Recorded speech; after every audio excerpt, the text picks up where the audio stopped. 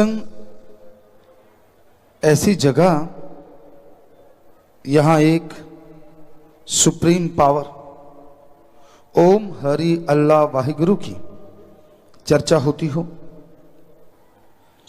उसी के नाम के बारे में बात होती हो, रीत और कुरीत समझाई जाए, आत्मा को परमात्मा से मिलाया जाए, जीते जी गम दुख दर्द चिंता परेशानी बीमारियां और मरणोपरंत आवागमन का चक्कर मुकाया जाए, इसी का नाम सच्चा सत्संग होता है। संतों के पास कोई जादू टोना नहीं होता, हम कोई जादूगर नहीं, ना कोई भगवान। वो ओम हरि अल्लाह वाहिगुरु राम गॉड खुदा रब सबके अंदर बैठा है। अगर आपको हम में नजर आ रहा है तो हमें आप सब में नजर आ रहा है। वो कण कण में है, जर्रे जर्रे में है, कोई जगह उससे खाली नहीं है। भगवान को इस बात से लेना देना नहीं है आप कर्म अच्छे कर रहे हो या बुरे कर रहे हो, वो तो अंदर था, अंदर है और अंदर रहेगा। कई बार आदमी सोचता है यार इसके अंदर भी है क्या, तो ज्यादा गिरे होते हैं। भगवान तो सबके अंदर है, कोई कैसे भी कर्म करता है।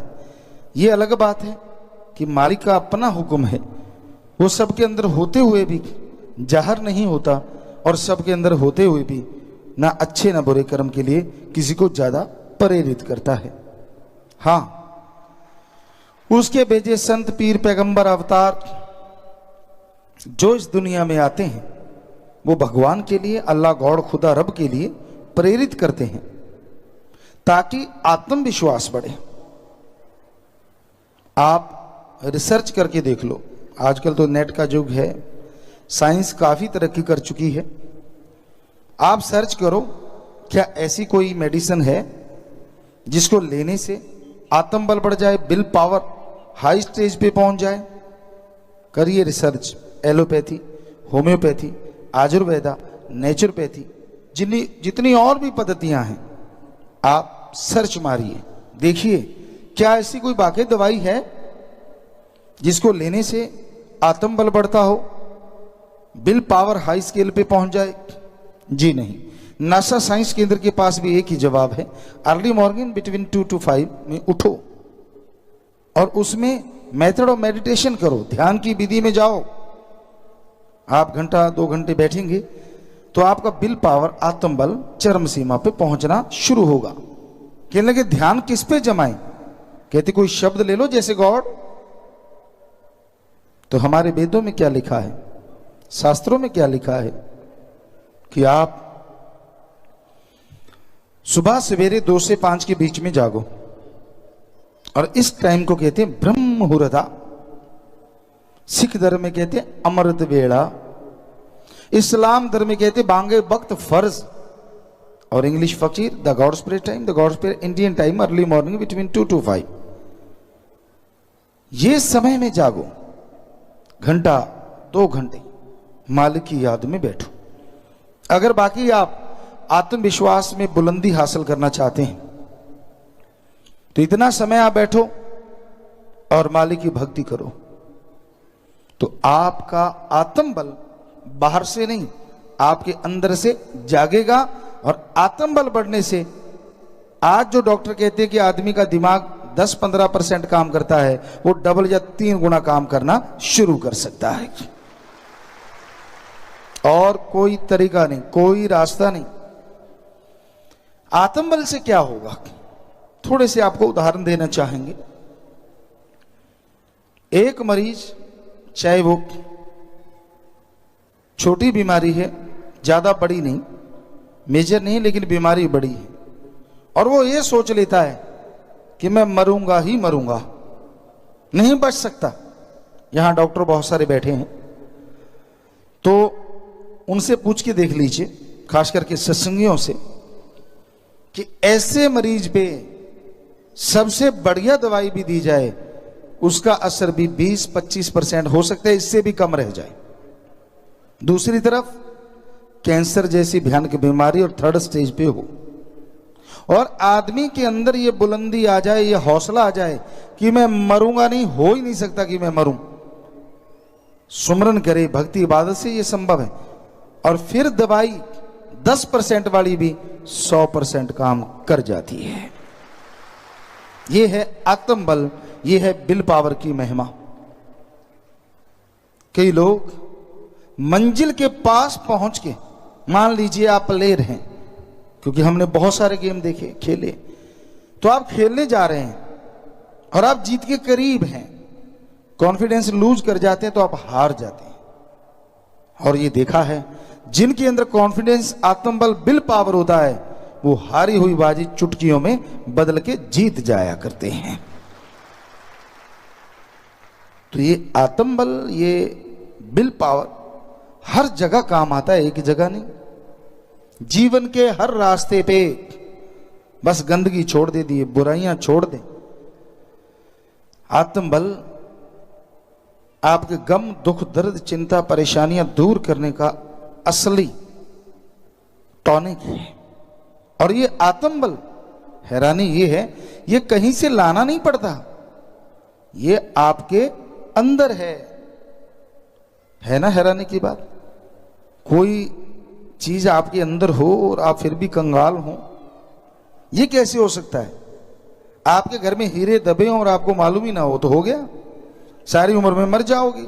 हीरे दबे हैं तो दबे हैं, पर कोई जानकार आके बता दे, अरे क्यों दिहाड़ी कर रहे हो, फलां कमरे में इतने फुट में फलां जगह, फलां जाओ, फलां अलमारी खोलो, फलां जगह दबे हैं उसको उखाड़ो, हीरे निकालोगे। दिहाड़ी तो क्या, गाड़ियों पे, जहाजों पे उड़ते फिरोगे। तो इसी तरह संत, पीर, फकीर ये बताते हैं, आत्मबल, विल पावर बाहर नहीं है, वो आपके अंदर है। तो आप जो बात बात पे टेंशन लेते हैं, बात बात पे मरने की बात करते हैं, अगर वो आत्मबल हासिल कर लें तो जिंदगी में पुण्य बाहर छा जाएगी और खुशियों से आप माला माल हो जाएंगे। संतों को कैसे पता होता है कि आत्मबल आपके अंदर है? इसका भी उसी उदाहरण से तालमेल जोड़ है। जैसे आपके घर में हीरे दबे हैं, कैसे दबे कि पुराने बुजुर्ग, आपके दादा, बाप, कोई भी जिसके पास वो हीरे थे, उसने कहीं दबा दिए, पर उसका एक जिगरी दोस्त, सिर्फ उसको मालूम था हीरे कहां दबाए हैं, या वो सोना चांदी रुपए पैसे कहां दबाए हैं, और किसी को मालूम नहीं। तो वो आपके पिताजी गुजर गए, उन्होंने सोचा कि जाते टाइम बताऊंगा, लेकिन जुबान बंद हो गई, दिमाग काम छोड़ गया, अचानक मौत हो गई या हार्ट अटैक हो गया, नहीं बता पाए। आप मजदूरी करते रहे। अचानक एक दिन वो दोस्त आपके पिता का आपके घर आता है, वो हैरान हो जाता है, आप मजदूरी कर रहे हो? कहते जी और कौन सा पिताजी, यहां धन दौलत छोड़ के गए। अरे अरे, उनके पास तो बहुत हीरे जवाहरात थे। सारे बच्चे दो चार जो भी हैं वो हंसने लगते हैं, हीरे जवाहरात ना, सूखे रोड थे वो हम खा रहे हैं। कहता नहीं नहीं नहीं नहीं, उठाओ फाफड़े, उठाओ कुल्हाड़ी, गेंदी वगैरह उठाओ, उठाओ, फला जगह चलते हैं। चलो खेत में चले गए, खोदो यहां से, वहां से, यहां से, 2-3 जगह बता दी, खोदने लगे और एक जगह से वो हीरे जवाहरात मिल गए। खोदते खोदते 2-4 दिन में तो वो माला माल हो गए। तो उसी तरह उस अल्लाह वाहिगुरु की जानकारी संत जब अभ्यास करते हैं, भगवान उनको दे देते हैं। और संत आते हैं, आपको बुलाते हैं, आपके शहर गांव में आते हैं, अरे आओ आओ आओ, आप कंगाल हुए फिरते हो, कभी टेंशन है, कभी बीमारी है, कभी चिंता है, कभी परेशानी है, कभी कोई रोग है, आपका बुरा हाल है। अरे अरे अरे, इन सब का इलाज तो आपके अंदर है, आप कंगाल हुए घूमते हो, आप माला माल हो सकते हो। कहते जी ऐसे जैसे उसके दोस्त की बात पे 2-4 बेटों ने विश्वास किया, बाकी ने नहीं किया, ऐसे ये दुनिया है। संतों की बात पे कई यकीन करते हैं, कई नहीं करते, कई कहते हैं यार जब कह रहा है तो करके देख लेते हैं, तो कई मान लेते हैं। और संत कहते हैं ये लो राम नाम की फावड़ा, कुल्हाड़ी, गेंदी ले लो, जैसे वो हाथों से चलती है, ये जीवा से चलती है, चलाओ चलाओ चलाओ चलाओ, आपके यहां से वहां से कहां से जरूर मिलेगा आपको भंडार। तो जाप करते हैं, अभ्यास करते हैं, सतवचन मान के मेहनत करते हैं, तो 100% उनको वो आत्मविश्वास ही नहीं मिलता, बल्कि आत्मविश्वास का स्रोत वो भगवान भी मिल जाया करता है। अब जो अमल नहीं करते उसकी भी कई वजह है। आज समाज में पाखंडवाद का बहुत बोलबाला है, ठगी, बेईमानी, संत पीर फकीर की आड़ में बिजनेस, सौदा, सौ कुछ समाज में चला हुआ है, आप लोग जानते हैं। लोगों को भ्रष्ट कहना, खुद साफ सुथरे होना जरूरी है, दूसरों को भ्रष्ट फिर कहो। तो यही वजह है कि समाज किसी के पीछे लगने को तैयार नहीं है, क्योंकि खुद जो इतना कुछ करता है वो दूसरों का क्या संवारेगा। तो लोग सोचते हैं यार संत तो कोई है ही नहीं। ये आपको गारंटी देते हैं, जब से दुनिया साजी है और जब तक दुनिया है, संत था, है और रहेगा। ये गारंटेड है, गारंटेड। सच्चा संत पीर फकीर तो कोई सत्संग सुने, सच्चा संत सबके लिए दुआ करता है, बददुआ नहीं करता। उनको गालियां दे, उनको कोई बुरा बोले, संत का काम ही नहीं है ऐसा कुछ कहना। किसी से कोई पैसा नहीं, वो बताता है कि दीन दुखियों की मदद करो, और कोई उस रास्ते पे चल के दीन दुखियों की मदद करता है, बीमारों का इलाज करवाओ, भूखों को खाना खिलाओ, प्यासों को पानी पिलाओ, कोई भी ऐसा काम जो समाज भलाई का है, उस पे तन मन धन से इंसान जोर लगाता है, ये भी गारंटी है उसके बदले में वो माला माल जरूर होगा। पर कोई वचन माने तो, जब तक वचन नहीं मानते मालिक की कृपा पात्र नहीं बना जा सकता। तो वचन तो मानना पड़ेगा, और कोई टॉनिक नहीं है जो घोल के पानी में आपको चढ़ा दे। मन मर्जी ना चलो, कहीं तो मन को बरजो। संत पीर फकीर गुरु ने चलो कैसे भी आदमी की बात मान ली, एक इच्छा पूरी कर दी, फिर उसकी इच्छाओं का मकड़ जाल, ये नहीं मेरे को, वो नहीं, फला फला नहीं फला, और आखिर में नरक 100%। और कोई तरीका नहीं है। कहीं तो मानो, कहीं तो मन से लड़ो, कहीं तो रोको मन जालिम को कि भाई कहीं तो संतों की बात मान लें, बहुत मनमता चल रही है। नहीं मानना तो जाओ नरकों में। भाई संत कोई बद्दुआ नहीं देते, आपके कर्मों का फल है। संत ये भी गुस्से नहीं होते कि मेरी बात क्यों नहीं मानता। संतों की कोई बात होती ही नहीं, वो बात कहते हैं जो भगवान जी इशारा करते हैं। जैसी में आवा खसम की बाणी, तैसड़ा करी ज्ञान भी ला लो। संतों का तो कोई लेना देना ही नहीं होता। हम तो खाकसार चौकीदार सेवादार हैं भाई, फकीर हैं आपके, कोई ऐसा नहीं है। हमारा फर्ज है जैसा मालिक बुलवाएगा 100%। अभी तक बिजी थे, कुछ चिट्ठियां पढ़ रही थे, ये कर लिया वो कर लिया, और कोई सोचा नहीं वहां जाके क्या बोलना है। ये आपकी भावनाएं इधर आ रही हैं, इधर से उधर जा रही हैं, राम जाने क्या करवाता है। तो कहीं आदमी को बाज आना चाहिए, ज्यादा मन के हथों मजबूर होके नरक यहां वहां दोनों जहां में नसीब में मिलती है, और फिर रोने का वक्त भी नहीं मिलता। इसलिए इतना अहंकार भी अच्छा नहीं, इतना घमंड भी अच्छा नहीं कि आदमी उस अहंकार में सारा कुछ ही गवा बैठे। अहंकार ना करूं, किस बात का अहंकार। साइंस आज बहुत तरक्की पे, पर रावण जितनी तरक्की अभी तक नहीं हुई है। कहीं आप सोचो चरम सीमा पे, ऐसी तरक्कियां बहुत बार हो चुकी हैं समाज में, इस दुनिया में, इस धरती पे। रावण सफल क्लोन ज्ञाता था, उसके 3 या 5 ही बेटे थे, बाकी सारे तो क्लोन थे। 1 लाख बच्चे बनाए थे उसने क्लोन, और सफल इतना था कि उन क्लोनों के आगे 1.25 लाख बच्चे थे। इतना जबरदस्त था वो साइंटिस्ट। जब चाहता था बरसात, सूर्य की रोशनी के साथ साथ चंद्रमा की रोशनी से खाना बना लेता था, और एटम परमाणु तो उसके कंधे पे रहता था। आज है किसी के कंधे पे? हो किसी के तो सारी दुनिया खत्म कब की हुई होती। सोच के देखो, जिन देशों के पास है वो ही फूले नहीं समाते, दूसरों को पैर की जुत्ती समझ रहे हैं। और सुनो और सोचो, अगर आदमी के कंधे पे लटक रहा होता तो आदमी क्या करता? मानता है कि नहीं छोड़ूं, कर देता कबाड़ा।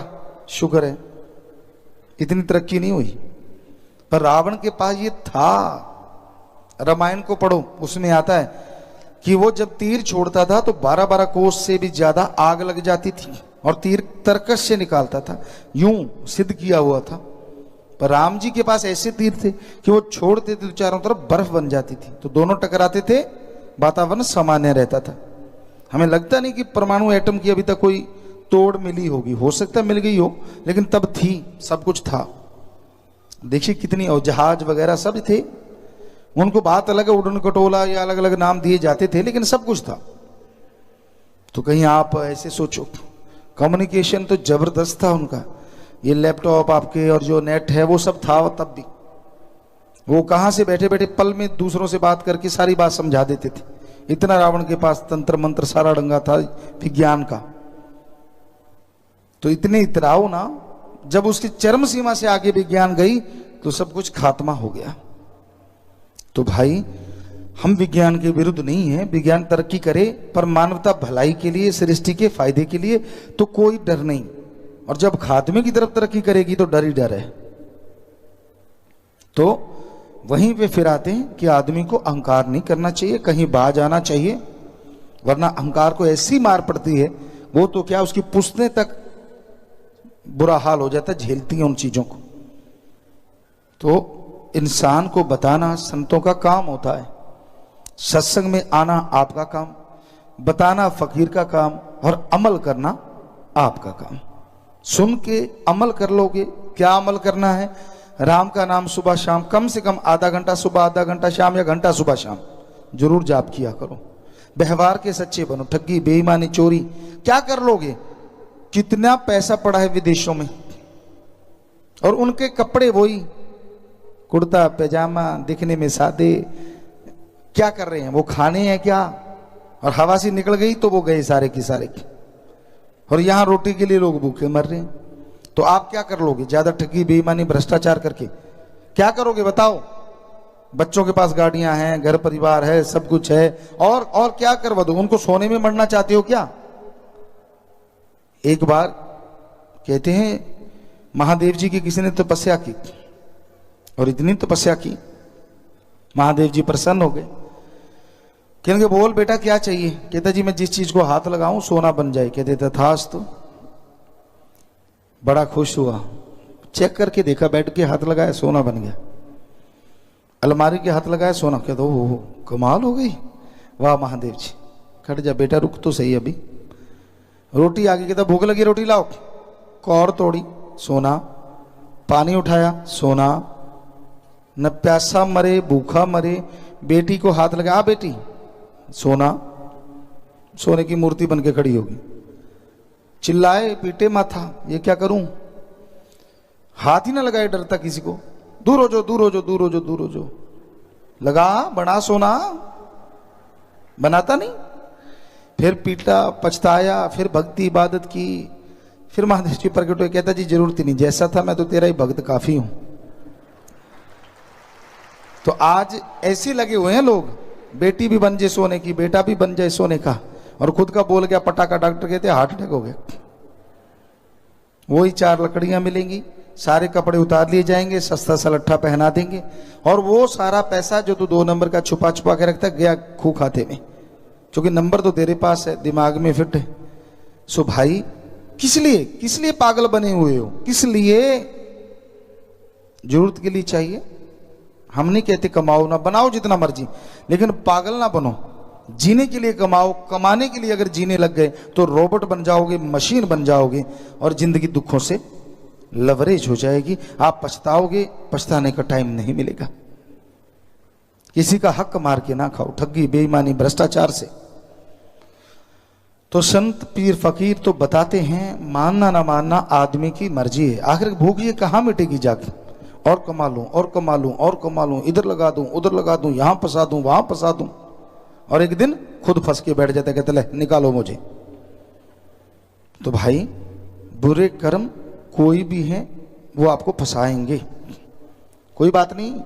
एक कहावत है पंजाबी में, नच ले कुद ले टप ले, सिर तब पंजाली हेठ देने ही पैने।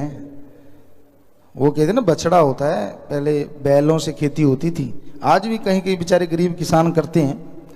तो वो बैल जब बछड़ा होता है तो बड़े हुंकारे मार, ये कर दूं, वो कर दूं, फला कर दूं, उछलता कूदता है, और बाद में यहां मारते नाक में नथ, और फिर हल जोत लेते हैं, चलता नहीं, और पावरफुल बैल के साथ उसको जोड़ लेते हैं, मजबूत गले में बांध देते नथ से बांध के, बेचारा इधर उधर निकलने की कोशिश करता, डंडे पड़ते, चमड़े की छांट चटाक ऐसे चलता है, फिर सीधा कुछ देर में ही हाड़ी निकल आता है।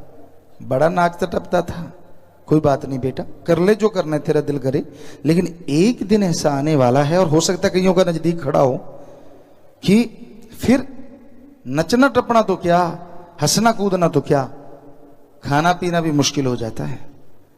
इसलिए हम तो हाथ जोड़ के आप सबसे प्रार्थना करते हैं, डराते नहीं आपको, बुरे कर्म ना करो, कर्म करे खोटे, पड़ेंगे बड़े सोटे, फिर पूछनी नहीं किसी बात रे, कि भाई कर्म जैसे करोगे वैसा भरोगे जरूर।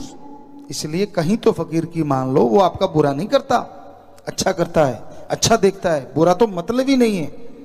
संत तो कभी किसी का बुरा सोच भी नहीं सकते, करना तो दूर की बात। हाँ, ये अलग बात है, लोग संत का भेष धारण करके कुछ भी करते फिरे, वो उसे संत नहीं कहा जा सकता। संत जो होता है वो बुरा सोचता भी नहीं, करना तो दूर की बात। लोग उसके लिए बुरा करते रहते हैं, बुरा सोचते हैं, सौ कुछ करते रहते हैं, ये वो फलां धिंकड़, अपनी बेड़ी में बट्टे, किसी का कुछ नहीं जाता। तो भाई सत्संग सुना करो, कलयुग का समय है, सुमरन घंटा सुबह शाम नहीं तो कम से कम आधा घंटा सुबह शाम तो जरूर किया करो। 24 घंटे में 1 घंटा क्या आप अपनी सेहत के लिए, परिवार के लिए नहीं लगा सकते? और गारंटी है इस घंटे का फल आपको कई गुना बढ़ चढ़ के जरूर मिलेगा। कोई पैसा नहीं देना, भगवान नहीं लेता पैसा पूसा किसी से, कोई चढ़ावा नहीं लेता। अरे कोई सोचे कि गुरुजी पता नहीं कितना पैसा इकट्ठा करते हैं, हम तो यहां नौकर बन के रहते हैं इस आश्रम का, मालिक जानी जान है सतगुरु। अपना कपड़ा भी, अपनी गाड़ी भी अगर कोई होती है तो उसको भी अपनी कमाई से होता है कि कमाई से ही लेनी है। और सब जानते हैं, जो सदगुरुचारी हैं या सेवादार, उनको मालूम है दिन रात मेहनत करके ये आश्रम के लिए सब कुछ, क्योंकि इसके नौकर हैं अपने सदगुरु मौला के, और उसके नौकर बन के दोनों जहान के राजा से भी आगे हैं। इतनी खुशी वो मालिक देता है, सदगुरु देता है, उसके तो नौकर हैं ही हैं।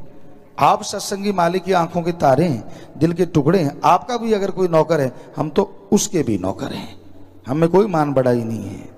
ऊंचा इसलिए बैठना पड़ता है, ये मनोविज्ञान है। हमने विज्ञान पढ़ी, नॉन मेडिकल के स्टूडेंट रहे, विज्ञान को मानते हैं, लेकिन धर्म महाविज्ञान है। ये मनोविज्ञान कहता है कि बोलने वाला अगर ना दिखे तो सुनने वाले शोर मचाते रहते जब तक वो दिखता नहीं, कैसा है, किधर है, कहाँ कहाँ, यूं यूं करते रहते तो पीछे वाले धक्का देते हैं, बैठ मुझे भी देखना है। तो इसलिए ये थोड़ा ऊंचा बैठना पड़ता है। और धर्मानुसार कहें तो धर्मों में ये लिखा है सभी में, कलयुग में सत्संग में आके जो बैठ जाएंगे उस दरमियान वो देवी देवताओं से भी बढ़ के होंगे, मालिक के प्यारे होंगे उस दरमियान। तो ऐसे मालिक के प्यारों के हमें दर्शन हो जाए ढंग से, इसलिए भी ऊंचे बैठते हैं। तो भाई और कोई हमें मान बढ़ाई का फाना नहीं है, कोई बड़प्पन जो भी कोई गाता है या बोलता है हमारे लिए, हम 1000 गुना उससे नीचे होते हैं, सवाल ही पैदा नहीं। तो वो मालिक है सबके अंदर बैठा, क्योंकि हमने कई बार रोक रोक के देख लिया, भाई मत बोला करो बेटा, हमें नहीं पसंद। आप गुरु से खुशी चाहते हो, हमें ये चीजें नहीं पसंद है कि भगवान अल्लाह राम, हाँ आप कहते हो गुरु जी आप में दिख रहा है, ये ठीक है, वो तो सब में दिख रहा है, हमें आप में दिख रहा है, इसमें तो कोई दो राय नहीं। तो भाई हमें कोई मान बढ़ाई पसंद नहीं। कई चाहते मक्खनबाजी लगा, गुरु जी आप तो भगवान, ना भाई भगवान तो तू है, तेरे अंदर दिख रहा है हमें तो। हाँ ये अलग बात है, तू कैसा भगवान है वो दुनिया जानती है। शैतान भगवान है या दयाल भगवान है वो तो सारे जानते ही हैं। जैसे तेरे कर्म है वैसा तू दिख रहा है, मतलब भगवान शैतान या दयाल नहीं होता, वो तो हमेशा दयाल है, पर तेरे को लोग कह सकते हैं कि तू कैसा है। तो इसलिए बुरे कर्म ना किया करो, मान जाओ पीर फकीर की, कहीं तो आदमी को मानना चाहिए कि ऐसा ना हो कोई ऐसा किनारा देख लो मानने की नौबती ना रहे। बाकी मर्जी आपकी भाई, हमें कोई डराना थोड़ी ना है। आप तो मालिक के प्यारे हैं, आप बहुत बड़े हैं, मालिक ने आपको दिमाग दिया है, खुद मुख्तियार हैं, इतने अच्छे नेक आप लोग हैं, हम थोड़ी आपको बुरा कहेंगे। ये तो अब मजबूरी है, सत्संग में बोलना पड़ता है कि समाज में जो बुराइयां हैं वो बुराइयां हैं, अच्छाइयां हैं वो अच्छाइयां हैं। क्या पता कोई हाथ जोड़े बैठा और मन का इतना हावी हुआ पड़ा हो, पता नहीं क्या क्या चलता हो उसके अंदर। सुमन के बिना नहीं रुकेगा, सुमन तो करना ही होगा अगर मन को रोकना है। सेवा करते रहो और साथ में सुमन करो तो मन शैतान रुकेगा, वरना ये चलता रहता है, चलता रहता है टाइम की सुई की तरह। तो प्यारी साथ संगतियों, हमारा फर्ज प्रार्थना करना, अर्ज करना, आगे प्रवान करना ना करना आपकी मर्जी। नाम चर्चा का समय सोमवार से सत्संग जब तक इंसान आता नहीं खुद के बारे में, समय के बारे में और इंसानियत के बारे में कुछ समझ नहीं सकता। हर इंसान के अंदर होता है, वो सब कुछ जानता है। कोई भी इंसान जो अक्ल बुद्धि विवेक रखता है कभी यह नहीं कहेगा कि उसे कुछ नहीं आता। कह भी देगा तो ऊपरी मन से, अंदर सोच होती है कि उसे सब पता है। और बहुत हद तक लोगों को पता भी होता है, लेकिन खुद के बारे में कितना पता है यह सत्संग में आके पता चलता है। जब संत समझाते हैं, जब संत सिखाते हैं कि दुनिया का ज्ञान रखने वालों कभी खुद का भी ज्ञान रखा करो। आप में कौन से विचार ज्यादा चलते हैं, आपकी सोच में कौन सी सोच ज्यादा चलती है,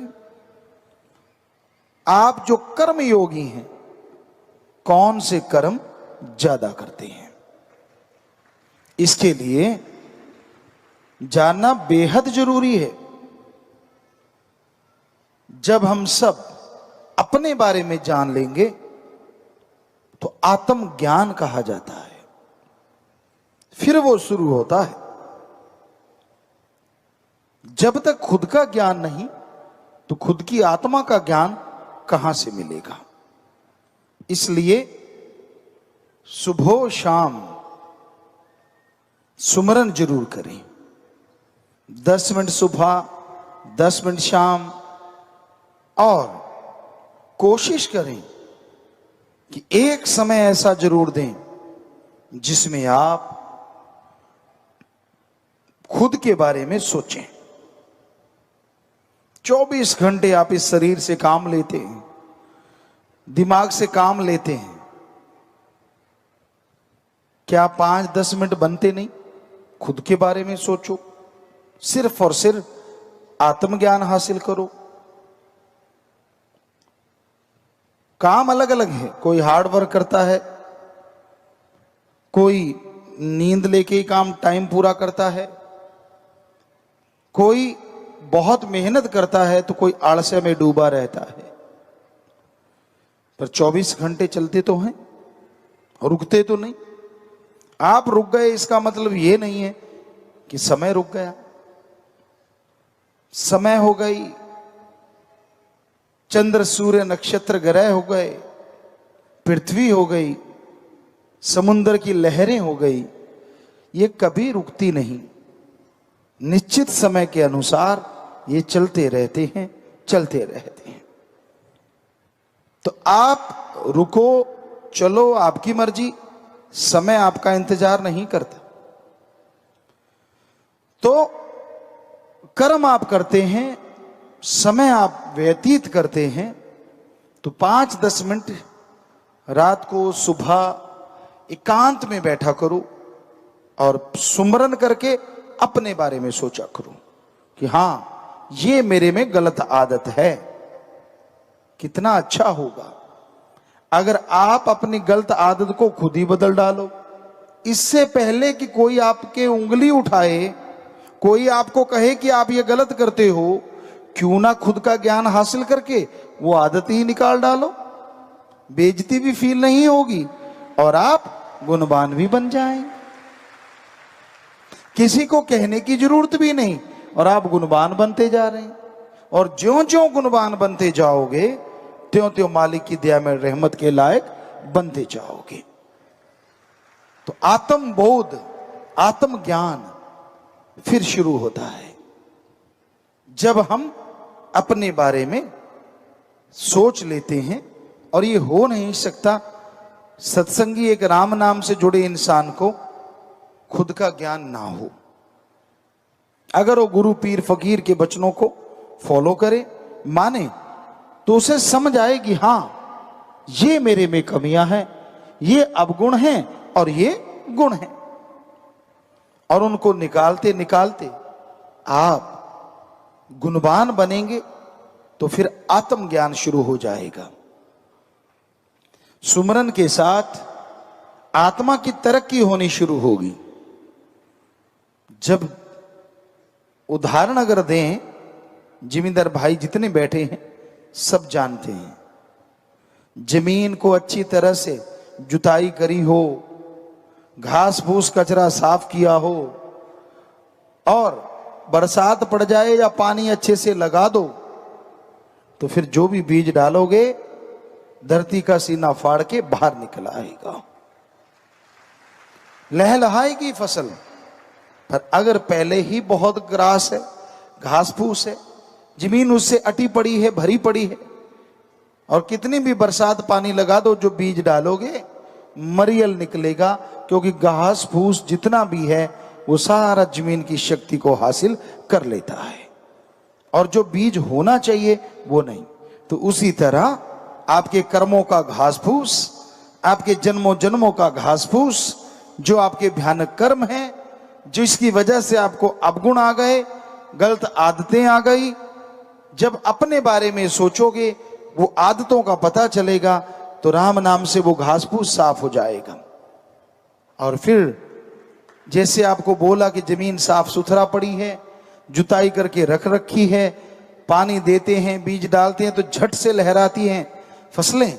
उसी तरह ऐसे शरीर में जो बिल्कुल साफ सुथरा है, राम नाम का बीज डालते ही वो फलना फूलना शुरू हो जाता है और आत्मा तरक्की करने लगती है। शुरुआत में किसी किसी को महसूस होता है कि उसके शरीर में से कुछ ऊपर की तरफ जा रहा है।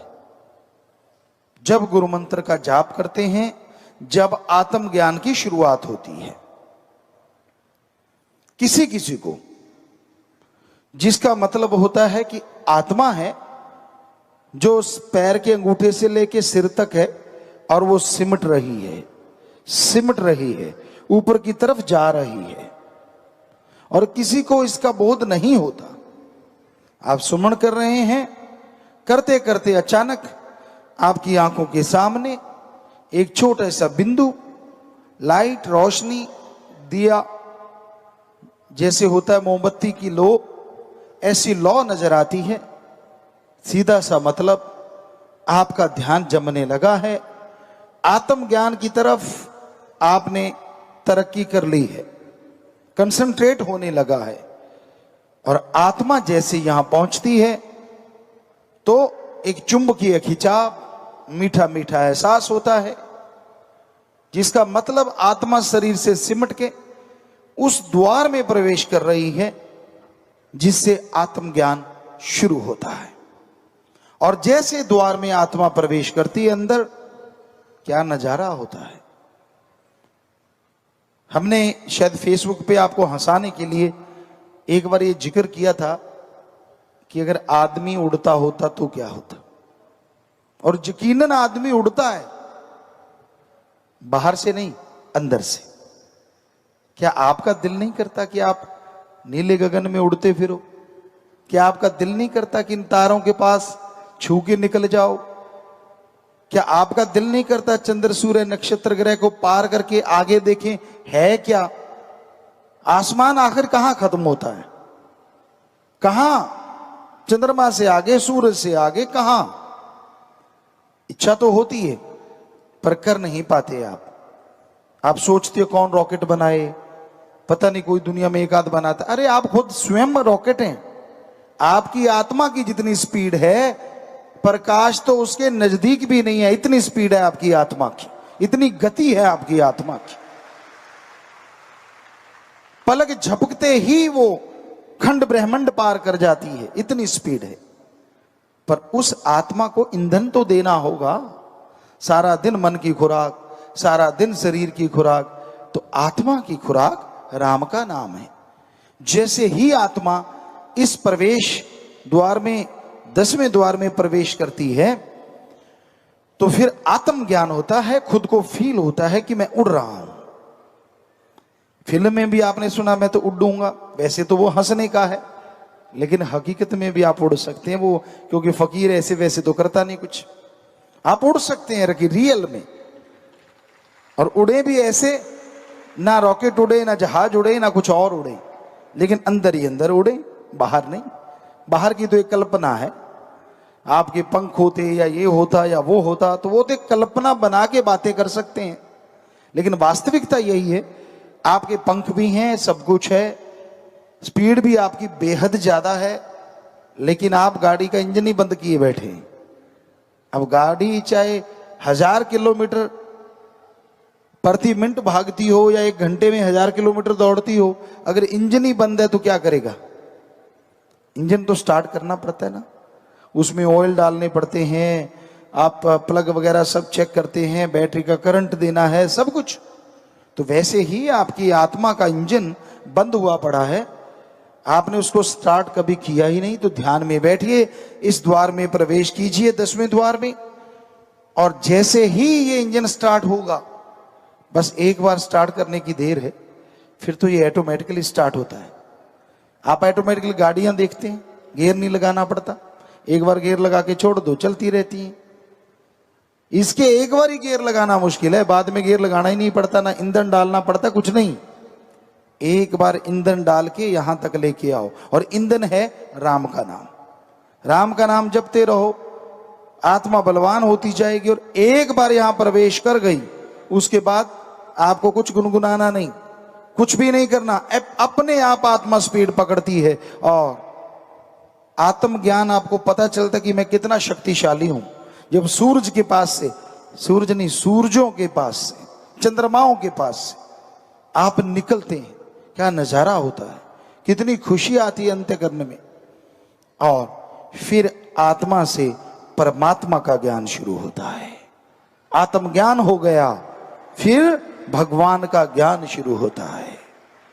फिर कहती है आत्मा, ओ इतने बड़े समुद्र का मैं एक कतरा हूं। पहले तो ये लगता है कि मैं बड़ी पावरफुल हूं, लेकिन जैसे सुई की नोक की तरफ बंद होता है ये खंडों ब्रह्मंडों को, वो उस रास्ते से आगे निकलती है, पार ब्रह्म होती है, तब पता चलता है हो मैं तो एक कण हूं, मालिक तो बड़े विशालकाय हैं। क्या नजारे हैं वहां, क्या खुशियां हैं वहां। लेकिन बताने से आपको लगता है पता नहीं झूठ है, लेकिन महसूस करोगे तो पता चलेगा सच है। पर आप टेंशन लेके वहां नहीं जा सकते। आप सुमन करने बैठो, भक्ति करने बैठो, मेरे को वो नजारा क्यों नहीं मिल रहा, उम्र पता नहीं कितनी बाकी है, पता नहीं कब पटाखा बोल जाए, तो ये तो आपकी कमी है ना।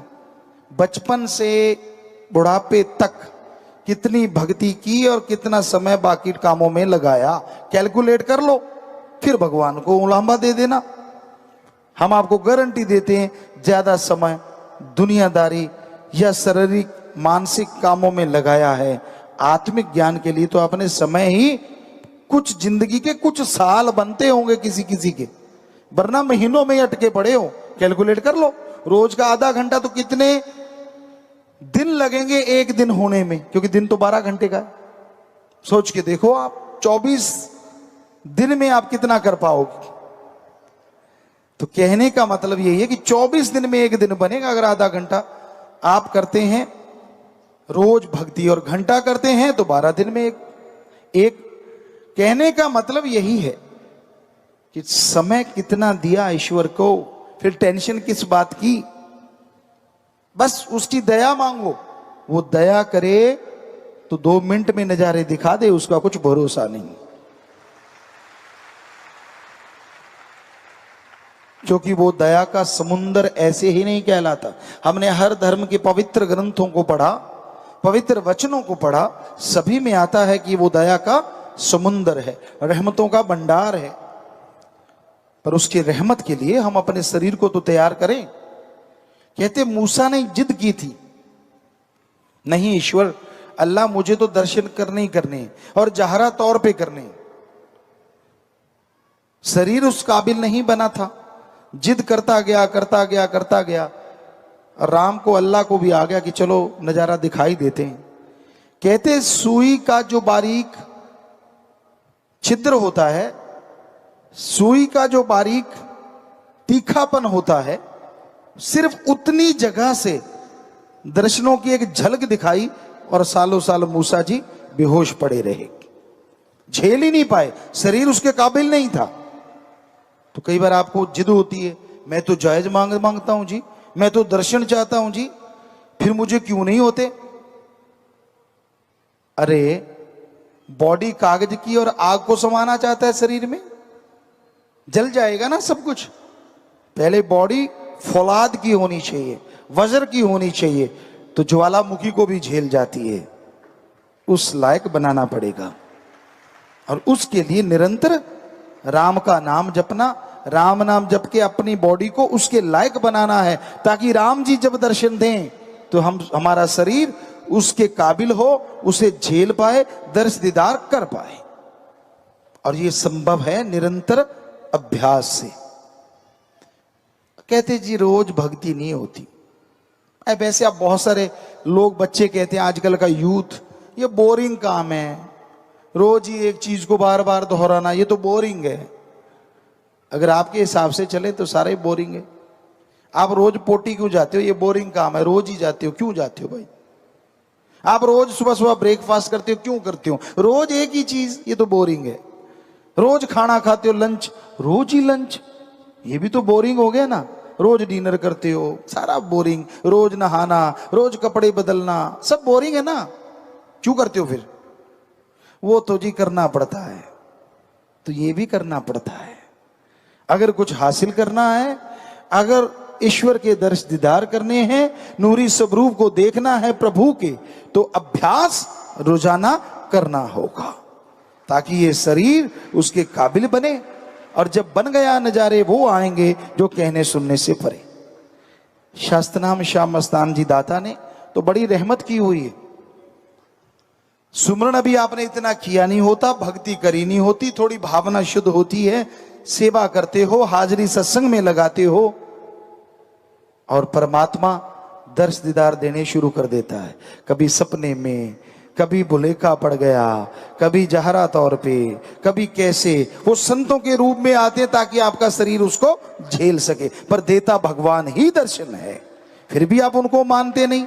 यार यहाँ भुलेखा जा प्यासी, ऐसा हुआ तो था जरा सा, तो वो तो आपकी मर्जी है ना। आप उसको रियल को भुलेखा कह दो, क्योंकि जो पीर फकीर सच्चा है, मालिक परमात्मा अल्लाह वाहिगुरु राम, उस रूप में आके दर्शन जरूर देता है।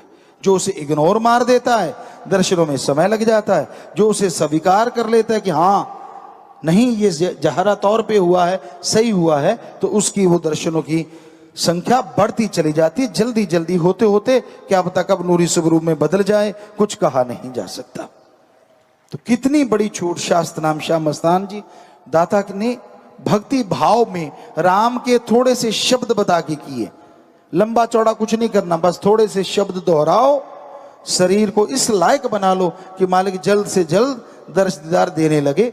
तो आप अमल कीजिए, भरोसा कीजिए, तो मालिक की दया में रहमत तो बरस रही है। बस देखने की आंखें बना लीजिए, एहसास कीजिए, महसूस कीजिए, और अपनी जिंदगी को संत पीर फकीरों के वचनों के अनुसार बनाते चले जाइए। अंदर बाहर मालिक के रहमो करम की खुशियों को महसूस करोगे, परिवार में खुशियां आएंगी, और जो नजारे, जो नशा, जो आनंद मिलेगा वो आप जाने या